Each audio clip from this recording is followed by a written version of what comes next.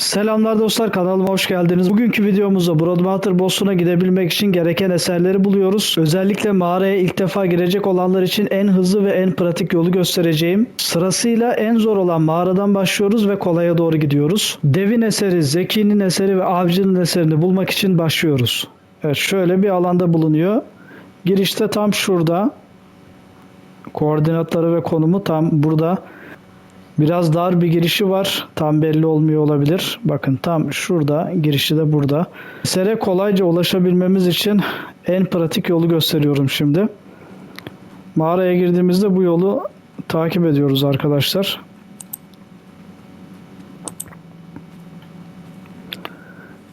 Şimdi alternatif yollar çıktığında sağ taraftaki yolları kullanıyoruz. Daha kolay, daha pratik bir şekilde ulaşabilmemiz için. Lav dolu bir mağara arkadaşlar. Buna göre tedbirli gelmemiz gerekiyor. Buradan aşağı iniyoruz. Evet, alternatif yollardan sağ tarafı kullanıyoruz demiştik arkadaşlar. Ben tabi az önce geldim yine bu mağaraya. Bakın buraya geldiğimizde yine sağ tarafa dönüyoruz ve şu mavi ışıkların olduğu bir yer var arkadaşlar. O mavi ışıkların olduğu tarafa doğru gitmiyoruz. Yine sağa dönüyoruz arkadaşlar buradan. Bu sağ taraftaki yolu kullanıyoruz. Ben burayı temizledim. Daha doğrusu az önce ben çekim yaparken videonun sesini açmayı unutmuşum arkadaşlar. Onun için tekrar gösteriyorum şimdi. Yine sağ yolu kullanıyoruz. Sağ tarafı kullanıyoruz yine. Buralardan tabi atlayabilen bir dino ile gelmemiz lazım arkadaşlar. Atlayabilen bir dino ile gelmemiz lazım. Buralarda atlamamız gereken yerler var. Şimdi yine alternatif yollar var bakın. Hem buradan gidiyor hem bu taraftan gidiyor. Yine sağ tarafı kullanıyoruz arkadaşlar burada. Aşağıya doğru iniyoruz. Bu tarafta yol yok zaten. Takip ediyoruz yolu. Buradan yine atlamamız gerekiyor. Şu kırmızı kristaller var. Beyaz kristaller var. Buradan yine atlıyoruz. Yine bakın alternatif yollardan sağ tarafı kullanıyoruz yine. Buradan devam ettiğimizde kırmızı bir bölge geliyor arkadaşlar. Burada tehlikeli yaratıklar var. Yoğun saldırıyla karşılaşabilirsiniz. Devam ediyoruz. Bakın yine alternatif yol geldi ve biz sağ tarafı kullanıyoruz. Buradan devam ediyoruz arkadaşlar.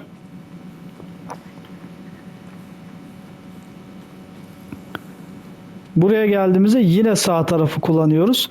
Bakın soldan gitmiyoruz arkadaşlar. Sağ tarafı kullandığımızda eser tam şu karşıda arkadaşlar.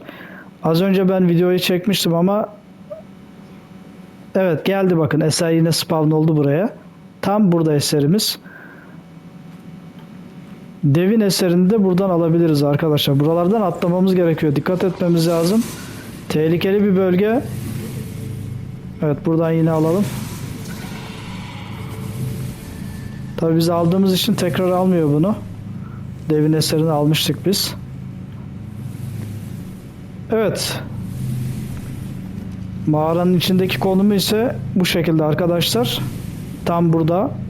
Koordinatlarına da bakabilirsiniz. Devin eserini buradan alabiliyoruz. Dönerken de sol tarafa gideceğiz. Alternatif yollardan sol taraftaki yolları kullanacağız. Yine bakın buraya kadar geldiğimizde tabi mağaralarda lotları toplayabilirsiniz. Buralardan gidip kaşif notları var. Onları da alabilirsiniz arkadaşlar. Ama esere kolayca ulaşabilmek için mağaraya ilk defa geliyorsanız eğer yolunuzu kaybetmemek için bu anlattığım şekilde bulabilirsiniz arkadaşlar yolunuzu. Evet bakın şu yine dönerken de bu sefer alternatif yollardan sol tarafta olan yolu kullanıyoruz. Çıkışa gitmek için bu yolu kullanıyoruz. Bu kırmızı bölgeden geçmiştik az önce.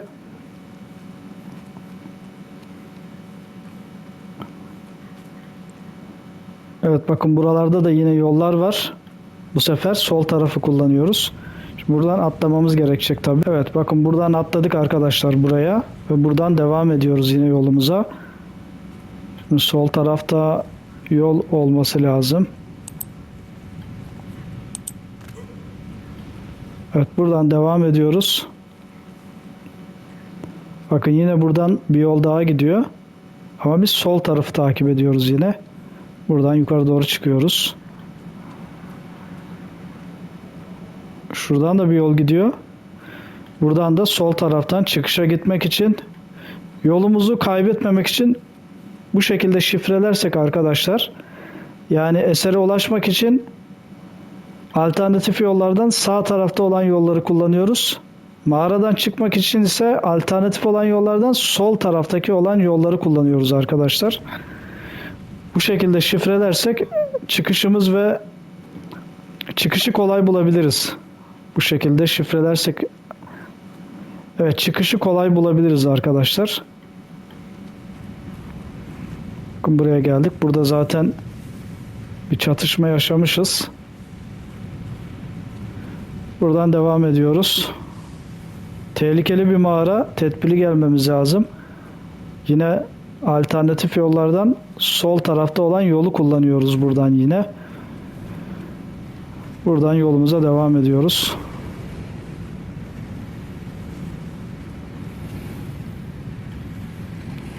Tabi buradan sonra artık bir dakika, şimdi burada karıştırmayalım ya. Şurada karıştırdık abi. Nereden gelmiştik?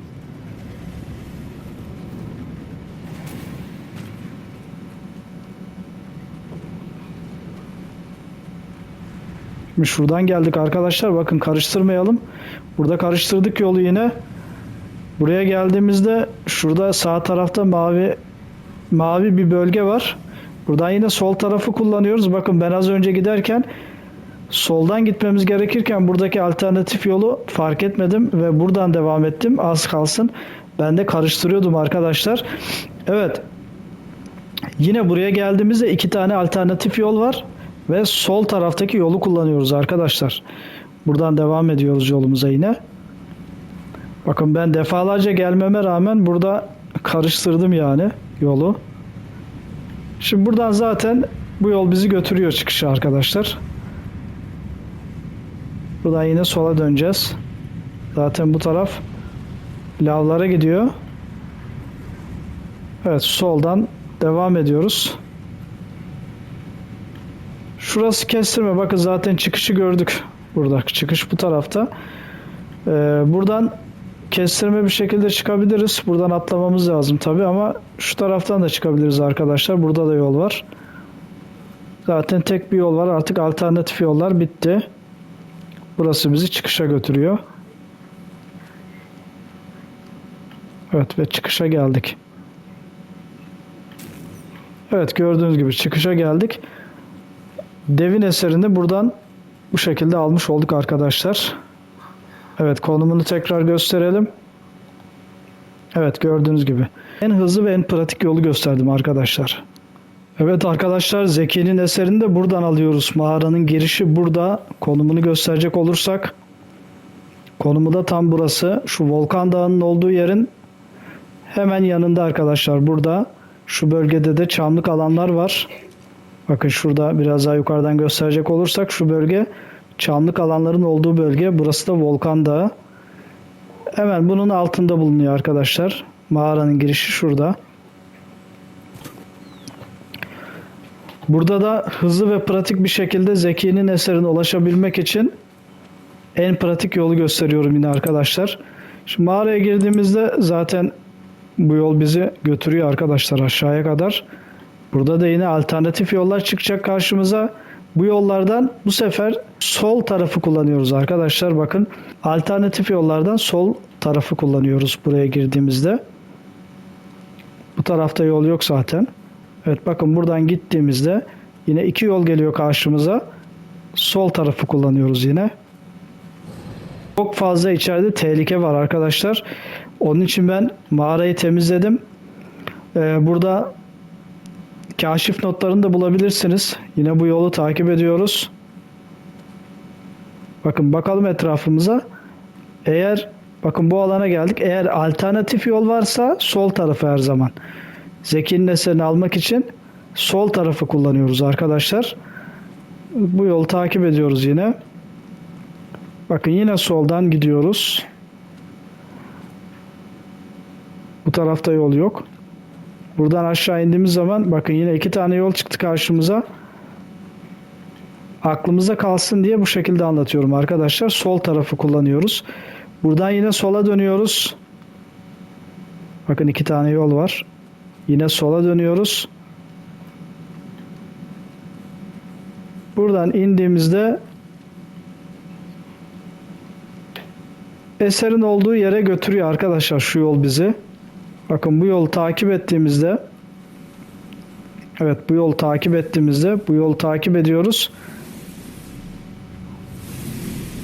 Ve eser tam karşımıza çıkıyor burada arkadaşlar bakın. Şurada kaşif notu var bir tane daha, bunu açabilirsiniz. Tam karşımıza bakın burada. Şu kaşif notunun olduğu yerde burada yeşil bir şekilde etrafında yeşil ışıklar yanıyor zaten arkadaşlar. Bakın etrafında yeşil bir bölge var zaten. Suyun ortasındadır. Burada Zeki'nin eserini buradan alabilirsiniz. Ben daha önce aldım tabi. Onun için şu anda almıyor. Evet buradan alabilirsiniz. Çok tehlikeli, yoğun bir tehlike var burada tabi. Sarkolar var, yarasalar var. Tehlikeli bir mağara, tedbirli gelmemiz gerekiyor. Evet dönerken de yine burayı dümdüz takip ediyoruz arkadaşlar. Bakın bu yolu takip ediyoruz. Bu sefer ne yapmıştık gelirken? Alternatif yollardan sol tarafı kullanmıştık. Şimdi sağ tarafı kullanacağız. Çıkışı bulabilmemiz için sağ tarafı kullanacağız. Burası zaten düz gidiyor. Bakın şimdi buradan karıştırmamamız için sağ tarafı kullanıyoruz arkadaşlar.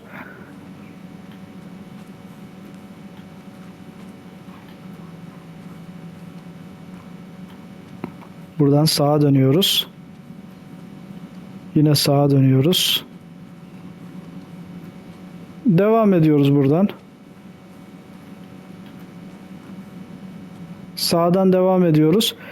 Şimdi tabii bakın buradan yine sağdan devam edeceğiz ama şimdi burada karıştırmamak için arkadaşlar bakın şurada lot var. Buradan alabilirsin. Lot alabilirsin. Burada bir de kaşif notu var. Bu kaşif notunu da açabilirsiniz. Bunları da alabilirsiniz buradan. Güzel malzemeler alabilirsiniz ama biz sağdan gidiyoruz demiştik arkadaşlar. Bakın şimdi yolu bulmamız için buraya geldik. Tabii mağarayı gezerseniz ayrı. Buraya geldikten sonra yine sağdan gidersek yolumuzu buluruz arkadaşlar. Bu tarafta yol yok zaten. Evet bakın kaşif notu. Devam ediyoruz. Sağdan devam ediyoruz. Şimdi burası bakın 2 tane yol var buradan. Burası da aynı yola çıkıyor ama karıştırmamak için şöyle gösterebiliriz yine. Sağdan devam ediyoruz. Buraya geldik. Yine sağdan devam ediyoruz. Zaten bu yol bizi çıkışa götürüyor arkadaşlar. Evet bakın hemen çıkışa geldik zaten. Hızlı ve pratik olan yolu gösterdim arkadaşlar. Dediğim gibi mağarayı keşfedebilirsiniz, lotlar toplayabilirsiniz, kaşif notlarını açabilirsiniz. Ama ilk defa geliyorsanız mağaraya esere kolay ulaşabilmek için ve mağaranın çıkışını kolay bulabilmeniz için en hızlı ve en pratik yolu gösterdim arkadaşlar. Avcının eserini ise bu mağaradan alıyoruz arkadaşlar. Tam bu bölgede şurada bir yol var arkadaşlar, bakın bu yolun olduğu yerde. Evet bu taraftan geldiğinizde girişi şu yoğun ağaçlar var girişinde, fark edilmiyor olabilir arkadaşlar. Evet mağaranın girişi burada. Buradan giriyoruz.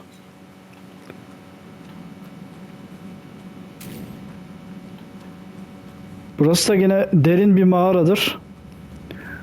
Ama diğer mağaralara göre, diğer gösterdiğim mağaralara göre biraz daha kolaydır burası. Yolu takip ediyoruz arkadaşlar. Her zamanki gibi yolu takip ediyoruz. Yine en pratik yolu göstereceğim burada da. Bu taraftan yol gitmiyor zaten. Burada kristaller var. Sol taraftan gidiyoruz. Burada da yine alternatif yollardan sol taraftaki yolları kullanıyoruz arkadaşlar. Avcının eserine ulaşabilmek için sol taraftaki yolları kullanıyoruz. Evet, bakın şimdi burada yine kırmızı bir mantar geldi. Bu mantarın altından girdiğimizde artık alternatif yollar çıkacak karşımıza. Kristaller var. Şöyle parlayan bir bölge var. Yine kırmızı mantarlar var. 2 tane yol var arkadaşlar. Bir tane bu tarafta, sağ tarafta, bir tane sol tarafta. Tabi buradan gidip mağarayı keşfedebilirsiniz. Kaşif notları var. Onları açabilirsiniz. Ancak dediğimiz gibi avcının eserini de bulabilmek için tıpkı Zeki'nin eserinde olduğu gibi alternatif yollardan sol tarafı kullanıyoruz. Ve buradan devam ediyoruz yolumuza. Buraya geldiğimizde yine iki tane yol var yine arkadaşlar. Bir buradan gidiyor yol. Bu taraftan bir yol gidiyor. Bir de şu taraftan gidiyor. Evet, yine alternatif yollardan yine sol tarafı kullanıyoruz. Buradan gittiğimizde zaten çok kısa hemen geliyoruz arkadaşlar. Şu karşıda bakın. Hemen geldiğimiz zaman karşıda. Hemen buraya geldiğimiz zaman şu karşıda bulabilirsiniz. Buradan aşağı atlayacağız tabii. Bu yolu takip ettiğimizde yine kırmızı mantarlar var bu bölgede. Bu kırmızı mantarların olduğu yerde yine bakın yine 2 tane yol var burada. Sağ taraftan değil, yine sol taraftan gidiyoruz. Ve eser zaten burada göründü. Sesini de duyuyoruz burada zaten. Şurada alçak bir geçiş var. Buradan eğilerek geçiyoruz. Ve avcının eseri de burada arkadaşlar. Evet, tabii ben daha önce almıştım. Mağaranın içindeki konumu da bu şekildedir. Tabii mağarayı keşfedebilirsiniz. Geri dönerken de yine buradan dönüyoruz. Şimdi bu taraftan gelmiştik biz. Şuradan gelmiştik arkadaşlar. Buradan giderseniz kolay bir şekilde çıkışa ulaşabilirsiniz. Ama bu taraflardan mağarayı keşfedebilirsiniz. Malzeme toplayabilirsiniz. Et, deri, kitin, sarkolar var. Sarko derilerini toplayabilirsiniz arkadaşlar. Ama buradan gittiğinizde en hızlı ve en pratik bir şekilde çıkışa ulaşabilirsiniz. Ama buraya atlayabilmeniz lazım arkadaşlar tabii.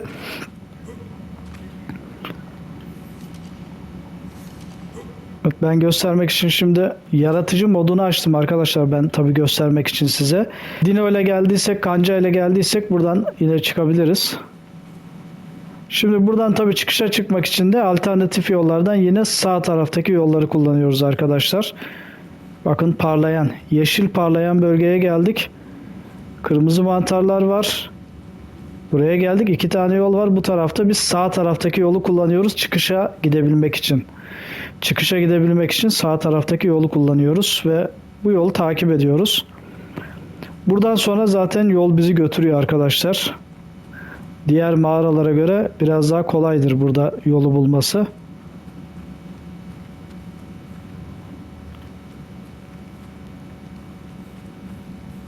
Evet, çıkışa doğru gidiyoruz buradan.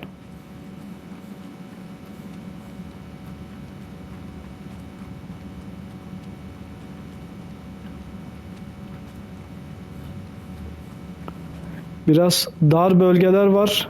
İri cüsseli dinolarla gelirseniz sıkıntı çekebilirsiniz arkadaşlar. Bilginiz olsun. Tedbirli gelmemiz gerekiyor ve çıkışa da geldik. Evet, avcının eserini de buradan alıyoruz. Yine en pratik ve en hızlı yolu gösterdim arkadaşlar. Alternatif yollardan sol tarafı tercih ederseniz hızlı bir şekilde avcının eserine ulaşabilirsiniz. Mağaranın çıkışını bulabilmek için de alternatif yollardan sağ tarafı tercih ederseniz yine çıkışı kolay bir şekilde bulabiliyorsunuz arkadaşlar. Ve avcının eserini de bu şekilde almış oluyoruz. Bu videomuzda Broadwater Boss'una gidebilmek için bize gereken eserleri Gamma, Beta ve Alpha için aynı eserleri kullanıyoruz. Beta ve Alpha'da ek olarak bazı malzemeler gerekiyor. Oyun içinde bu malzemeleri de toplayarak boss'lara gidebilirsiniz arkadaşlar. Evet arkadaşlar, bu videomuzda Broadwater Boss'una gidebilmek için gereken eserleri almış olduk. Tehlikeli olan bu mağaralara girerken tedbirli girmenizi öneririm. En hızlı ve en pratik yolları göstermeye çalıştım.